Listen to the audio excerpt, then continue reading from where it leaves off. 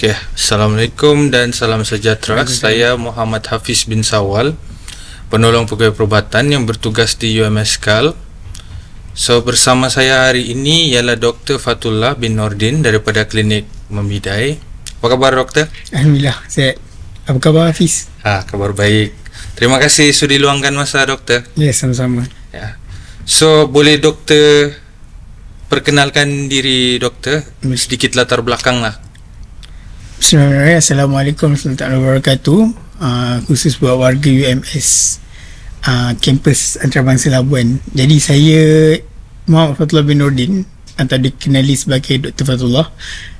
Sekarang bertugas dan berkhidmat di Klinik Kesihatan Wilayah Persekutuan Labuan. Masuk tahun ni dah nak masuk 6 tahun dah lah dengan Klinik Kesihatan Malaysia. Okay. Sebelum ni di mana? Sebelum ni saya di Hospital Selayang, Jabatan Radiologi. Okay. So pada hari ini kita bersama dalam rancangan podcast Silaturahim UMS KAL. Kita akan membincangkan topik kesihatan berkenaan dengan rokok lah. Tajuk kita ialah katakan tidak kepada rokok. Dia kontroversi tak kontroversi lah kan dia punya tajuk dia ni. Dia dah lama lah kata. Tapi ramai lagi yang masih merokok. Ya, itulah. So tujuan kita bincang dan bahas kita punya topik hari ini adalah untuk berkongsi kesedaran lah untuk kepada semua. Okay, so zaman sekarang ni merokok dia macam perkara biasa lah kan. Betul. Ya. Macam rokok di mana-mana orang boleh beli. Macam boleh makanan rugi lah sebenarnya. Ya, tapi sebenarnya dia tabiat yang tidak baik lah untuk tidak diamalkan baik. kan. Betul. Tak sihat. Ya. So doktor, cuba boleh doktor komen sikit kah tentang tabiat buruk merokok ni? Okey, bismillah. So berkaitan dengan tabiat merokok ni, tak kira umur kan. Kalau kita tengok Gen Z ke Gen Y ke, memang orang kata tak lekang lah dengan rokok ni. Tapi walaupun itu adalah satu kebiasaan, kita tahu yang kebiasaan ni kebiasaan yang tak normal dan tak sihat lah sebenarnya. Banyak sangat kebiasaan yang kita jumpa, tapi kita kena cari yang mana yang baik. Tapi yang rokok ni salah satu kebiasaan yang tidak sihat, yang mana dia mengganggu kesihatan tubuh, mengganggu sistem badan, yang secara tak langsung lama-lama akan mendapat penyakit yang kronik lah sebenarnya. Selalunya orang nampak rokok ni biasa je dan dia rasa tak ada apa pun, tapi kesan dia mungkin 5-10 tahun ataupun 20 tahun akan datang, kita tak tahu. Allah Alam kan. Tapi nak cakap daripada saya sendiri, memang saya memang sangat benci lah rokok ni. Rokok ni memang perkara yang sangat buruk dan membawa juga keburukan kepada orang keliling secara tak langsung. Betul. Setuju. So doktor, bila doktor cakap dia mendatangkan kesan yang buruk terhadap kesihatan badan kita tadi kan, boleh doktor terangkan, rokok ni dia menggunakan sistem pernafasan kan? Betul. So apakah kesan buruk merokok terhadap tubuh badan perokok dan orang di sekeliling dia? Okey, jadi keburukan ni memang kalau nak dikelaskan banyak lah kan keburukan kepada kesihatan ni. Banyak organ-organ yang terlibat dan sebagainya. Tapi saya sukalah pecahkan. Saya yakin ramai yang tahu sebenarnya. Kita ada active smoker ataupun perokok aktif dan passive smoker, iaitu perokok pasif. Jadi bila cakap pasal active smoker, orang yang merokok lah kan, maksudnya orang yang menggunakan ataupun ketagi dengan rokok ni. Passive smoker, orang yang di sekeliling yang tak merokok. Jadi kita yang membawa asap ni, orang yang merokok ni adalah passive smoker sebenarnya. Jadi bila kita cakap pasal apakah keburukan kepada tubuh badan, kita kena bercerita lah kalau active smoker apa, passive smoker apa. Tapi kita tahu passive smoker ni lebih bahaya daripada active smoker sebenarnya. Jadi secara asasnya kita tahu sistem pernafasan kita ni bermula dari hidung dan berakhir dengan paru-paru. Jadi orang yang merokok ni memang kita tahulah sasar paru-paru dia tu memang rosak kan, tak baik. Jadi bila paru-paru dah orang kata fungsi dia dah terganggu, dah mengalami kegagalan fungsi, secara tak langsung sistem badan yang lain pun akan terganggu lah, sebab di situ punca kita dapat oksigen dan karbon dioksida dibuang kan. Jadi bila tak ada pertukaran gas yang baik, oksigen pun dah berkurang, so dia ganggu pula sistem otak, dia ganggu juga sistem jantung, sebab kita perlukan oksigen kan. Dalam badan kita ni seharian kita perlukan oksigen. Automatik organ-organ yang lain pun terjejas. Betul, kan.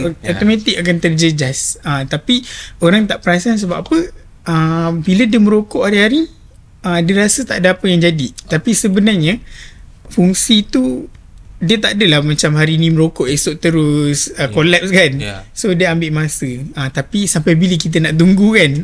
Baik kita berhenti sekarang daripada esok dah gagal paru-paru, baru kita nak insaf lah. Tapi kalau nak cakap, itu dari segi active smoker.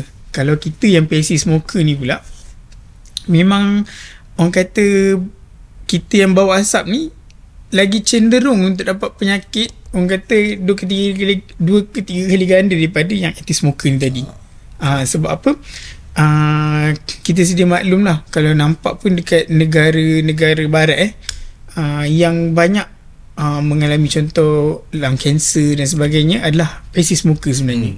Peratusan dia sangat tinggi lah kepada passive smoker. Jadi kesian lah, kita merokok tapi ahli keluarga kita yang tak merokok mendapat kesan daripada rokok tu.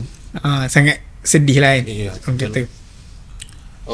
Okay, soalan saya yang seterusnya, baru-baru ni saya ada buat some research lah, yang statistik terkini kita kan. Dia cakap 1/3 orang dewasa, kira-kira 1.3 bilion lah, orang di Malaysia adalah seorang perokok. So bagaimanakah ia memberi kesan kepada kesihatan awam bila kita punya bilangan perokok ni ramai? Kiranya daripada segi apakah impak daripada komuniti. Jadi berbaliklah kepada yang saya cerita tadi kan, pasal passive smoker semua tu. Jadi sebenarnya nak katanya kesihatan awam ni akan terjejas secara tak langsung bila contoh kalau dia 1/3 daripada 3 orang, kalau berkumpul 3 manusia, 1 merokok, 2 tu dapat juga dia punya kesan kan. Seolah-olah kalau kita ada 3,000 orang, komuniti kita ada 3,000 orang, 1,000 mesti merokok. Jadi sebenarnya kita nampak populasi merokok ni semakin saban tahun semakin meningkat lah sebenarnya. Yang tak merokok jadi nak merokok dan sebagainya. Tak cerita pasal topik ketagihan lagi kan. Tapi nak kata impak dan kesan dia sama apa yang seperti saya katakan tadi. Anda merokok, secara tak langsung orang sekeliling tu akan terima impak dia. Dia bukan dah kira 1/3 ke apa. Contoh anda merokok kat restoran, so kalau ada 10 orang kat restoran tu, 10 orang mendapat kesan buruk daripada asap rokok yang anda sedut tu lah. Okay, so ramai juga sebenarnya kan yang perokok-perokok ni. Diorang tahu je rokok ni berbahaya untuk diorang, untuk orang lain. Tapi kenapa susah mau berhenti merokok tu, doktor? Tu masuk pasal topik ketagihan. Tu yang saya cakap tadi tu. Bila yang tak merokok jadi merokok. Ni semua soal ketagihan lah. Bila cakap pasal ketagihan ni, lagi besar lah topik dia. Nak cakapnya ketagihan ni sangat luas lah. Bukan saja pada rokok, dadah pun kita kategorikan sebagai ketagihan. Selain tu pornografi pun sama juga. Ni antara ketagihan yang seawal remaja lagi, kadang-kadang kalau tak dibendung sangat bahaya lah. Selalu kalau kita nampak trend dia, kalau kita tanyalah pesakit kan, sejak bila dia start ataupun mula merokok, memang di bangku sekolah kebanyakan pesakit saya yang merokok memang umur 16, 15, 17 dah start merokok. Jarang saya jumpa yang start merokok umur 24, umur 30, tak ada. Kebanyakannya seawal remaja dah start rokok. Jadi bila cakap kenapa dia macam susah nak diberhentikan apa semua, ni memang soal ketagihan. Sebab dalam badan kita ni, bila kita ada sistem neurotransmitter apa semua ni, so nak difahamkan betul-betul sebab yelah kan kalau cakap pasal bahasa perubatan tak faham pula kan. Tapi nak cakapnya kita ada dopamin yang bagi kita rasa pleasure.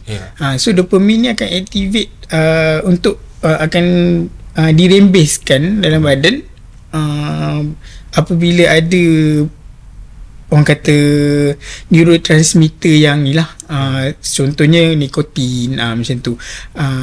Tu macam saya cakap tadi, pornografi, seks, selain tu ada juga dadah. Ni semua yang akan bagi kita rasa pleasure. Ada juga makan coklat kan, orang kata yang buat kita rasa happy. Jadi ni antara ketagihan-ketagihan bila kita nak lagi. Sebab apa? Dopamine level tu kena capai setiap hari. So that's why bila orang merokok, dia dah ada satu dopamine level yang dia kena capai untuk dapat pleasure tu. So bila tak merokok, susah nak ditinggalkan lah. Dia akan dapat pula gejala tarikan, iaitu withdrawal symptom. So nak berhenti merokok tak mustahil, dan tidak juga orang kata susah sebenarnya.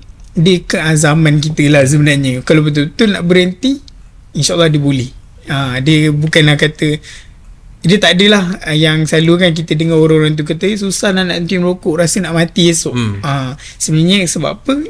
Gejala tarikan tu lah, withdrawal tadi tu lah kan. Dia tak boleh berhenti secara drastik kan. Tapi yang tadi soalan Hafiz adalah berkaitan dengan ketagihan lah. Sebenarnya ketagihan ni skop dia sangat luas. Tapi yang saya terangkan tadi tu berkaitan dengan dopamin, berkaitan dengan bila dah mula merokok susah nak berhenti. Disebabkan itulah kita nak capai that level of dopamine supaya kita dapat pleasure tu. Okay, ni yang bila cakap pasal ketagihan tadi kan, merokok ni sebenarnya dia ketagihan fizikal ataupun psikologi, ataupun dua-dua ni sekali? Okay, kalau nak cakap pasal ketagihan ni, dia lebih kepada sistem apa orang kata neurotransmitter dan juga psikologi lah sebenarnya. Dia bukan lebih kepada fizikal ni, impact kepada kalau you tak merokok apa jadi kan. Dia ganggu pula you punya fizikal. Tapi nak cakap dia lebih kepada you punya psikologi you. Bila you tak merokok, you rasa macam tak tentu arah dah. Sebab ada yang kurang. Yes, ada yang kurang. Ada tu kalau tak merokok jadi rasa nak marah. Dia punya tu tidur pun terganggu. Kadang-kadang ada yang tak merokok, orang yang merokok tiba-tiba tak merokok, tidur jadi lama. Tu semua dia dah kacau. Dia punya sebenarnya psikologi dia tu lah yang terganggu sebenarnya. So macam doktor cakap tadi, dia kalau mau berhenti ni sebenarnya keazaman kan. Betul. Tapi kalau yang ini based on reality lah kan, orang di sekeliling saya ramai yang cuba, tapi cabaran dia tu memang tinggi lah. Dia sebab saya rasa kita faham betul. Yang paling susah ni bila kita berperang dengan diri kita sendiri lah kan, bukan dengan orang lain. So apakah langkah ataupun pendekatan yang patut diambil untuk seseorang yang cuba berhenti merokok? Bila sebut pasal pendekatan, mesti kita tengok juga orang sekeliling lah. Itu yang paling penting sikit. Sebab apa? Kalau kita tanya orang yang merokok ni, di mana dia bermula dan macam mana dia boleh bermula, kebanyakan yang akan jawab adalah influenced by others ataupun terpengaruh lah dengan rakan sebaya kan. Jadi memang orang keliling tu sangat penting lah, yang untuk menjadi yang kita tonggak dan tulang belakang untuk kita berhenti sebenarnya. Selain keazaman, orang keliling tu kita kena tengok. Selain tu kita kena cari jalan lah untuk distract ataupun avoid, cegah daripada kita ambil rokok tu lah. Macam contohnya buat benda-benda yang orang kata boleh elak lah, menyibukkan diri kita kata, supaya kita tak ambil supaya lupa tu lah, supaya lupa. Tapi itulah bila dia dah dalam diary harian kan, kena merokok pukul berapa, nak masuk tandas pun kena merokok, yang susah. Cuma support system tu kita nak. Selalunya orang yang nak berhenti kan, dia dah mula berhenti 2-3 bulan dah cantik dah, tiba-tiba dia merokok balik. Kebanyakan orang yang relapse macam ni, bila kita tanya sebab apa, dia jumpa balik kawan-kawan dia yang merokok. Dia akan merokok balik, dia ada dia punya craving tu, dia nak balik merokok. Dan susah sebab kita kena cari lah community yang betul-betul bagi sokongan kat kita, dan juga mengelakkan, bukanlah kita tak nak kawan dah dengan dia, cuma maksud saya ni, bila dia merokok, kita kena avoid diri kita daripada ketika itu. Ketika kawan-kawan yang merokok ni merokok, janganlah masuk sekali join. Macam tu. Okay. Yang next saya mau tanya, di Malaysia ni lah kan, kalau ada orang dia mau berhenti tapi dia perlukan bantuan lah, adakah macam bantuan profesional yang kita boleh dapat, contoh macam klinik berhenti merokok gitu, ataupun memang kalau dekat Malaysia ni ada Kementerian Kesihatan Malaysia. Setiap klinik kesihatan, setahu saya setiap klinik kesihatan memang ada lah. Kalau di KL kita ada Tangling. Memang banyak sangat inisiatif kerajaan untuk bantu lah perokok tega ni untuk berhenti merokok. So setiap klinik akan ada dia punya quit smoking program, ada klinik berhenti merokok. Dan kita akan pantau lah. Biasanya kita akan pantau selama 6 bulan berturut-turut. Dan sekiranya seorang perokok tu, active smoker ni, berjaya berhenti, tak sentuh lah rokok ni selama 6 bulan, kita anggap dia dah berjaya berhenti merokok lah. Kalau dia merokok balik tu Wallahualam, tapi kita akan bersama-sama dia dalam quit smoking program ni selama 6 bulan. Dan dalam quit smoking program ni banyaklah yang dia akan yang quit smoking program ni akan bantulah dari segi nicotine therapy replacement, dari segi support system kita akan pantau lebih dekat. Kita akan jumpa sekerap mungkin 2 minggu sekali, sebulan sekali macam tu, untuk tahu progress lah, ada merokok lagi ke tak. Kita akan pantau dari segi tu. Selain tu, yang macam saya kata nicotine replacement therapy tu, sebab nikotin ni yang menyebabkan seorang perokok tu ketagih kan. Jadi kita akan replace ataupun kita akan gantikan nikotin tu dalam bentuk lebih sihat. Macam contoh chewing gum, contoh lagi kita ada patch tampal dekat badan. Tu antara orang kata inisiatif ataupun usaha berhenti merokok untuk bantu perokok-perokok ni dapat berhenti dengan jayanya. Sebab sebenarnya nak kata bukanlah kalaulah nikotin tu bahaya, tak adalah kita jadikan dia replacement dalam bentuk lain kan. Yang bahaya rokok ni sebenarnya adalah bahan-bahan kimia yang ada lah dalam rokok tu sebenarnya. One of the nikotin tu. Nikotin pun kalau terlebih pun tak bagus lah. Saya curious doktor pasal KBM ni kan. Dia program dia 6 bulan kan. Betul. So kalau dalam jangka masa 6 bulan, dalam 2 bulan 3 bulan dia join lah kan, then dia merokok balik, dia kena start dari mula balik atau kita mula balik lah. Kita kiranya dia dah relapse, kita panggil. Bila dia relapse ni, kita kena mula balik dari zero. Maksudnya dah tak kira dah 3 bulan tu, dah tak kira dah. Kita nak kena pantau balik daripada yang dia merokok tu ke 6 bulan yang seterusnya.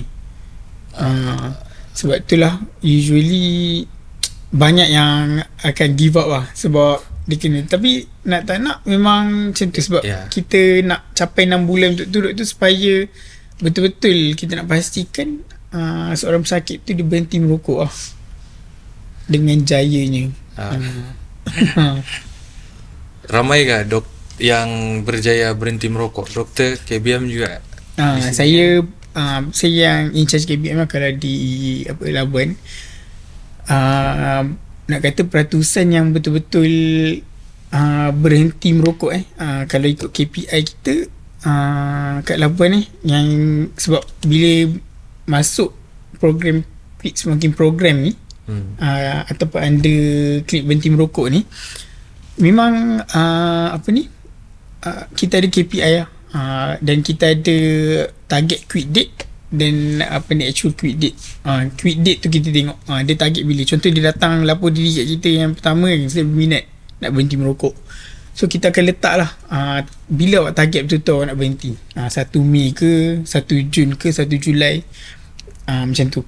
Jadi soalan yang ramai ke berjaya tu, boleh katakan saya boleh katakan 60% berjaya berhenti merokok kalau ikut KPI yang tahun lepas.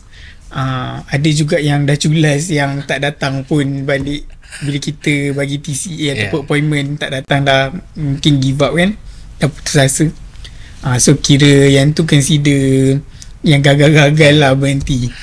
Diorang sendirilah datang pergi situ, kiranya serah dirilah saya mau berhenti merokok. Kebanyakannya atau ada juga yang begitu, ataupun yang dicadangkan ataupun disarankan oleh doktor-doktor yang dia jumpa waktu dia ada temu janji ke kan.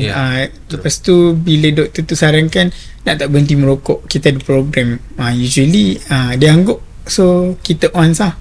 Maksudnya kita proceed lah kan. So ada jugalah yang macam tiba-tiba call, boleh tak kalau saya nak join quit berhenti merokok. Ada juga yang macam tu. Okay. Kalau orang berhenti merokok ni lah kan, dia slowly akan bagi positive feedback balik lah dengan dia punya tubuh badan kan. So apa yang boleh dijangkakan untuk seorang perokok dari jangka masa pendek dan panjang, kesan positif kalau dia berhenti? Kesan pendek dan panjang. Jangka masa pendek dan panjang. So kalau kesan pendek dan panjang ni, memang kalau saya kan sebagai doktor yang sentiasa menggalakkan pesakit-pesakit berhenti merokok, kesan kepada kesihatan satu, kesan kepada ekonomi diri dua lah. So sebenarnya dia kesan pendek, macam kesan kalau kita nak tengok dari segi kesan pendek kepada kesihatan dan juga orang kata sekeliling, kita akan nampak, biasanya kita akan nampak lah serta-merta macam udara kat rumah jadi sihat kan. Lepas tu dari segi badan pun kita akan rasa fresh lah sebenarnya. Kita akan rasa lebih segar, pernafasan segar, paru-paru pun dah start pun kata mula menjadi sihat balik lah. Sebab bila kita merokok kan, karbon monoksida terlalu banyak dalam badan. So paru-paru pun orang kata tak dapat berfungsi dengan baik kan. Sebenarnya kita je rasa okey, tapi sebenarnya paru-paru meronta-ronta kat dalam. Tapi bila kita dah start kan berhenti dalam 3 bulan macam tu, InsyaAllah kita akan nampak lah kesan pendek tu pada kesihatan.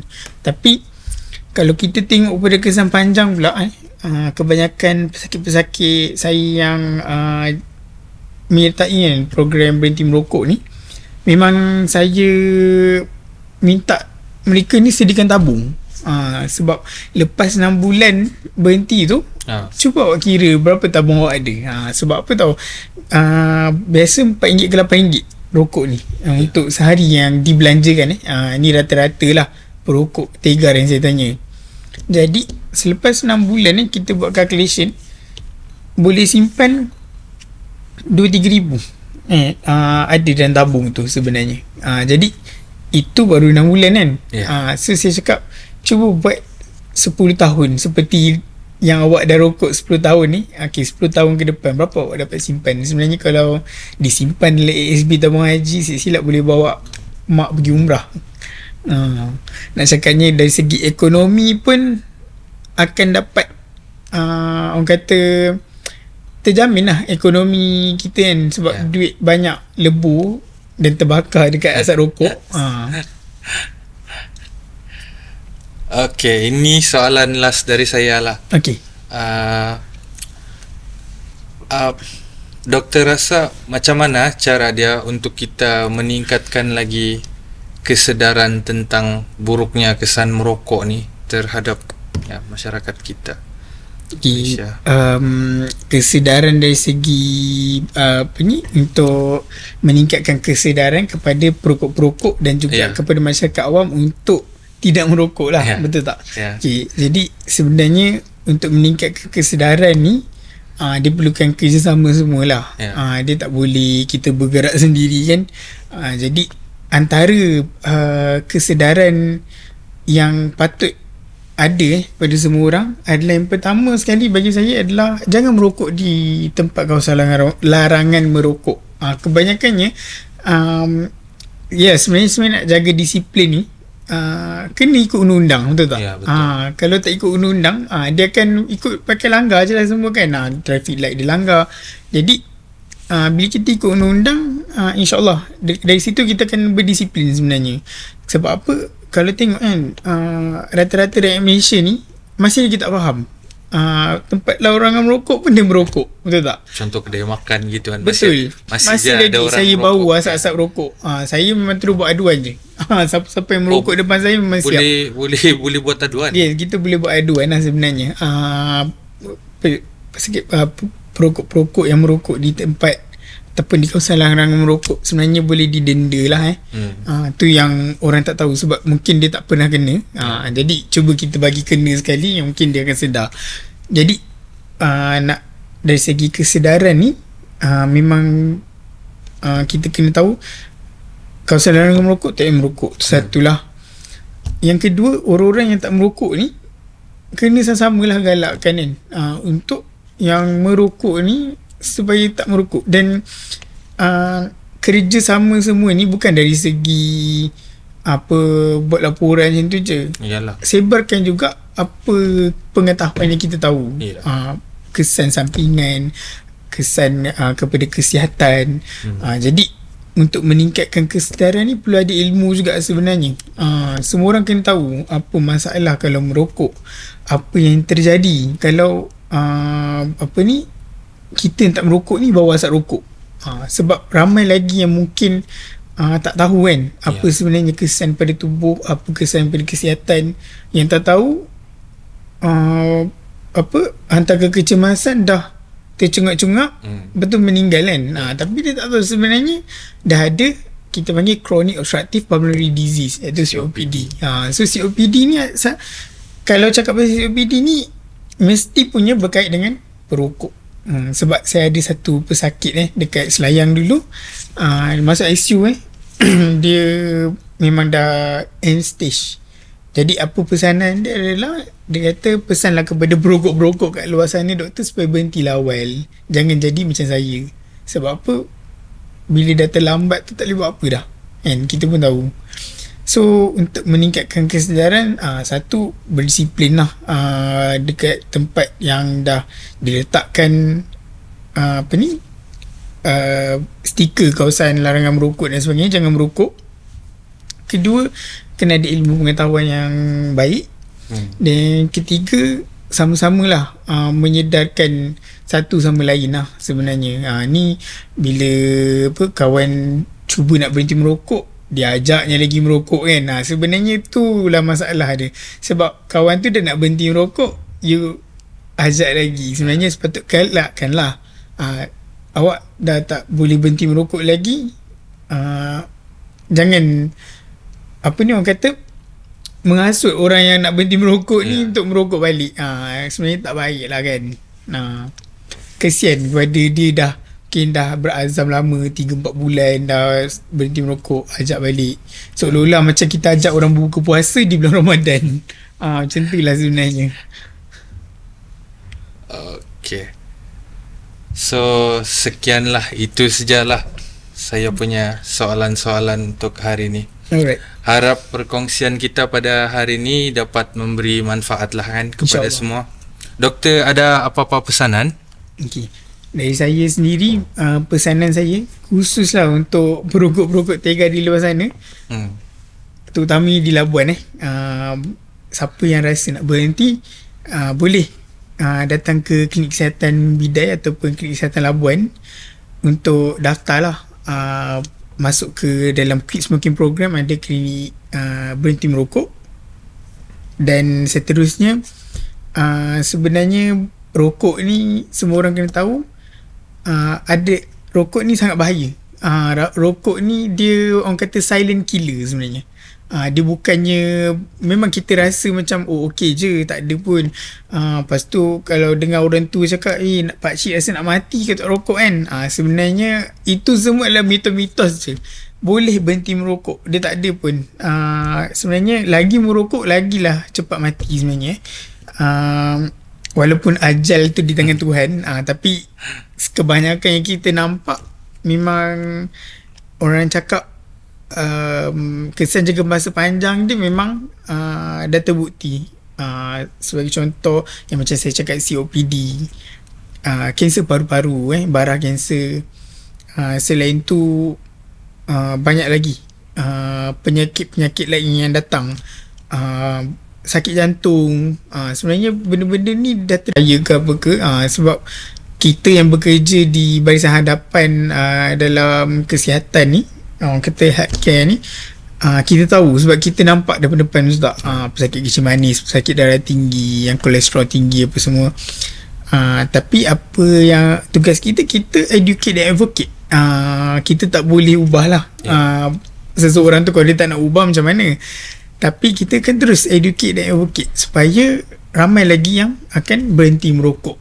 Sebab bukannya kata anda je sakit, saya pun sakit juga kalau tengok anda merokok, dan juga saya terbawa asap rokok. Jujur saya kata, saya memang kalau depan merokok kan, yang merokok depan saya, Allah Akbar, kalau boleh lah saya tampar. Tapi nak cakap macam tu lah, minta maaf. Saya nak cakapnya memang sebab kita tahu kesan dia pada kita.